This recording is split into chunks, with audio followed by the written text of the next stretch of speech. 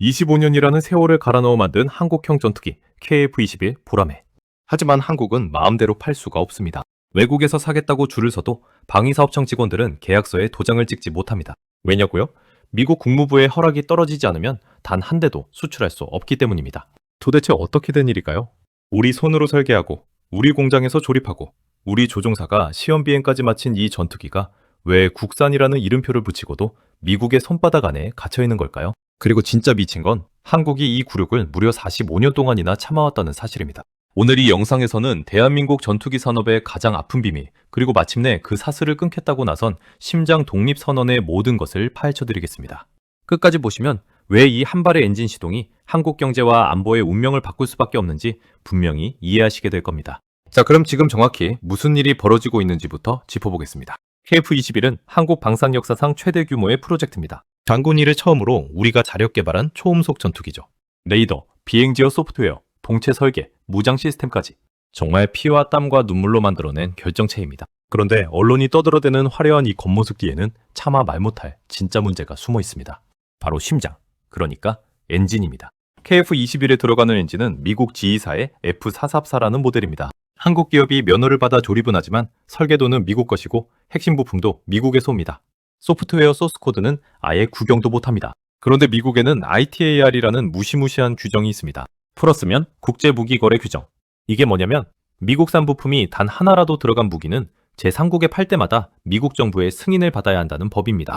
그러니까 우리가 KF-21을 동남아에 팔든 중동에 팔든 유럽에 팔든 매번 워싱턴에 가서 팔아도 됩니까? 하고 물어봐야 한다는 겁니다. 진짜 문제는 여기서부터입니다. 미국이 그래 팔아라 하면 다행인데 그 나라는 안 된다라고 한마디만 하면 거래는 그날로 끝납니다. 협상 테이블이 다 차려져도 워싱턴이 고개를 한번 가로저으면 모든 게 무산되는 구조입니다. 우리가 만든 전투기인데 운명은 남의 손에 달려있는 거죠. 언론은 KF-21의 양산 성공이라고 박수를 치지만 정작 방산업고 내부에서는 한숨이 깊습니다. 왜냐하면 이 모든 그림이 결국 한국이 미국의 허락을 구걸해야 하는 구조라는 걸 그들은 너무나 잘 알고 있기 때문입니다. 자, 이 기막힌 상황을 제대로 이해하시려면 시간을 무려 45년 전으로 돌려봐야 합니다. 때는 1970년대 후반. 그 시절 한국이라는 나라는 어떤 모습이었을까요? 보릿고개를 막 벗어난 가난한 나라.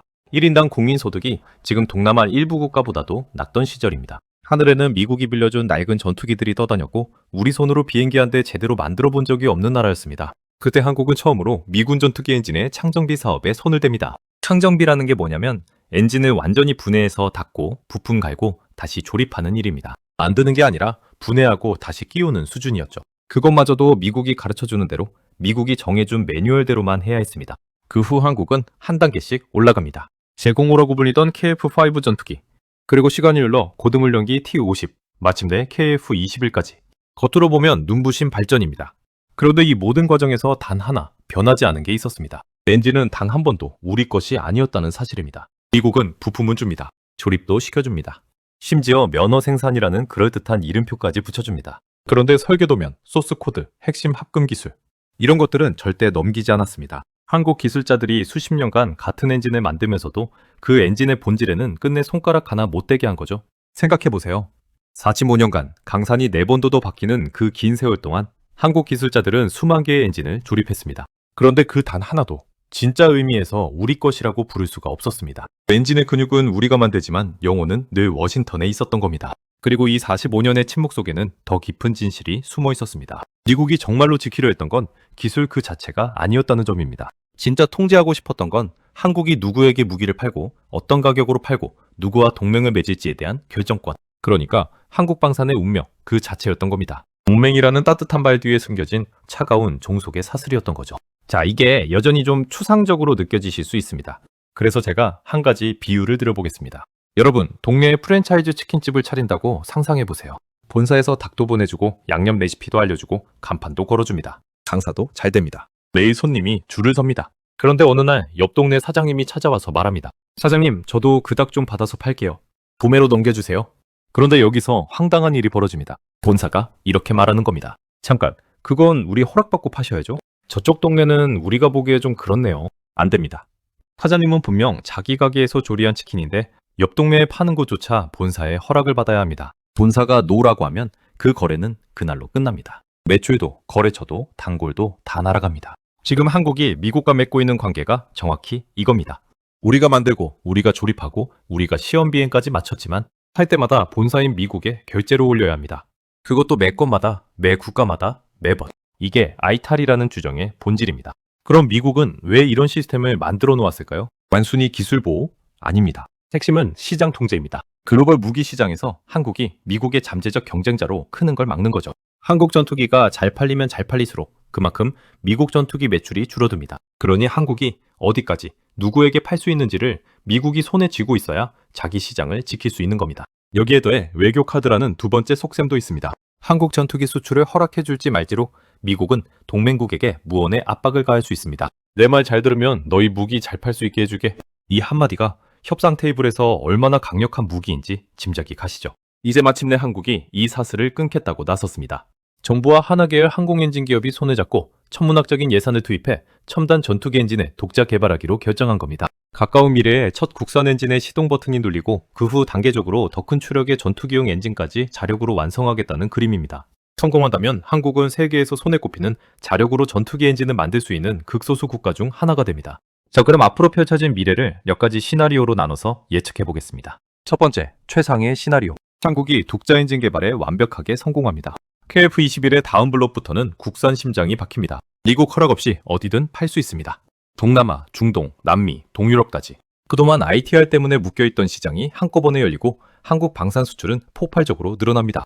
4세대 무인 전투기, 6세대 전투기 사업까지 자력으로 끌고 갈 수 있게 되죠. 한국이 명실상부 세계 5대 방산 강국에 진입하는 겁니다. 두 번째, 현실적인 시나리오. 개발은 성공하지만 일정은 지연됩니다. 처음 만드는 거니까 시행착오가 생기고 신뢰성 검증에 예상보다 시간이 걸립니다. 그 사이 KF-21 초기 물량은 여전히 미국 엔진을 달고 나갑니다. 다만 후속 모델부터는 점진적으로 국산화가 이뤄지면서 장기적으로는 자립의 길로 들어섭니다. 세 번째, 최악의 시나리오. 개발이 좌초됩니다. 천문학적 예산만 쏟아붓고 신뢰성을 확보하지 못합니다. KF-21은 끝까지 미국 엔진에 묶이고 6세대 전투기 사업까지 미국에 의존하게 됩니다. 한국 방산은 영원한 하청업자 신세를 벗어나지 못합니다. 네 번째 시나리오도 있습니다. 미국의 역제안. 한국이 독자 개발에 진심을 보이자 미국이 슬그머니 공동 개발을 제안하는 겁니다. 그동안 안 된다고 했던 기술 이전을 일부 풀어주는 척하면서 결정권은 여전히 자기들이 쥐고 있는 형태로 말이죠. 이건 자립이 아니라 더 정교한 종속이 될 수도 있습니다. 물론 반대쪽 시각에서도 바라볼 필요가 있습니다. 일부 전문가들은 이렇게 묻습니다. 굳이 엔진까지 자체 개발해야 하나? 검증된 미국 엔진 사다 쓰는 게 더 싸고 안전하지 않나? 일리가 있는 지적입니다. 전투기 엔진은 인류가 만든 기계 중 가장 복잡한 물건 중 하나입니다. 수천 도의 열을 견디는 합금, 음속을 넘는 회전체. 한 번 실패하면 조종사 목숨이 걸리고 신뢰성 확보에는 수십 년이 걸립니다. 또 다른 반론도 있습니다. 미국과 척을 지면서까지 자립할 가치가 있느냐는 거죠. 한미동맹이라는 안보의 큰 그림에서 보면 굳이 마찰을 만들 필요가 있느냐는 의견입니다. 하지만 여기에 대한 답도 분명합니다. 6세대 전투기 시대가 코앞입니다. 미국과 유럽은 이미 다음 세대 엔진을 설계하고 있습니다. 지금 자립에 첫 발을 떼지 않으면 한국은 영원히 한 세대 뒤처진 나라로 남습니다. 그리고 비용보다 더 중요한 건 결정권입니다. 무기를 누구에게 팔 것인가를 스스로 정할 수 있는 나라와 매번 허락을 구해야 하는 나라. 이 둘의 국제적 위상은 하늘과 땅 차이입니다. 자, 그럼 이 거대한 이야기가 도대체 여러분과 무슨 상관이냐? 솔직히 전투기 엔진이 우리 장바구니랑 무슨 관계가 있겠냐 싶으시겠지만 진짜 가슴 뜨거워지는 건 지금부터입니다. 여러분, 지금 우리 방산이 어디까지 왔는지 한번 보시죠. 한화의 K9 자주포는 세계 자주포 시장의 절반을 넘게 휩쓸고 있습니다. 폴란드, 호주, 이집트, 노르웨이까지. 지구 반대편에서 우리 자주포가 포문을 열고 있습니다. LIG 넥스원이 만든 천공투 미사일은 또 어떤가요? 중동에 수출된 우리 미사일이 실제 분쟁 상황에서 날아오는 적 미사일을 그대로 요격해냈습니다. 실전에서 검증된 한국산 방패. 이제 전 세계 바이어들이 줄을 섭니다. 그런데 이 모든 자랑스러운 성과 위에 단 하나, 마지막 퍼즐이 남아있었습니다. 바로 전투기의 심장, 엔진. 자주포 만들고 미사일 만들고 군함 만드는 나라가 정작 엔진 하나를 못 만들어서 미국 눈치를 봐야 했던 거죠. 마치 9단까지 다 깬 게이머가 마지막 보스 앞에서 멈춰 서 있는 모습이었습니다. 그런데 이제 그 마지막 문이 열리려 합니다. 이 한 발의 시동이 성공하면 한국은 하늘과 땅과 바다를 아우르는 진짜 방산 강국이 됩니다. 세계 4대 무기 수출국이라는 목표가 더 이상 구호가 아니라 손에 잡히는 현실이 되는 겁니다. 생각해보세요. 45년 전 보릿고개를 막 벗어난 그 가난한 나라가 이제는 자기 손으로 전투기 심장을 만들겠다고 선언한 나라가 됐습니다. 그때 남의 엔진을 분해하던 젊은 기술자들이 이제는 자기가 설계한 엔진의 시동 버튼 앞에 서 있습니다. 이게 얼마나 가슴 벅찬 장면입니까? 오늘 이야기를 한 문장으로 요약해드리겠습니다. 45년 동안 남의 심장으로 날았던 한국이 마침내 자기 심장을 만들겠다고 선언했다. 이게 오늘 영상의 핵심입니다.